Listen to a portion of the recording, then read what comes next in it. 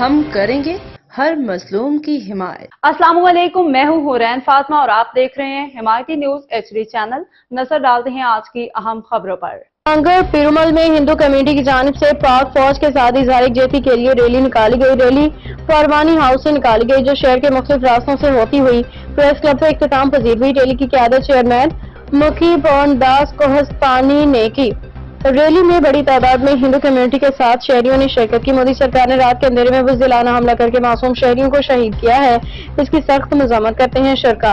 हम पाक फौज के साथ शाना बशाना खड़े हैं, अगर हमें जान का नजराना भी देना पड़ा तो पीछे नहीं हटेंगे। शरका इशफाक सलैरी की रिपोर्ट।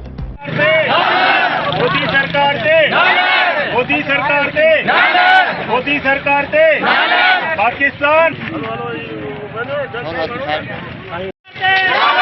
मोदी सरकार से, पाकिस्तान पाक फौज, मोदी सरकार से, मोदी सरकार से, मोदी सरकार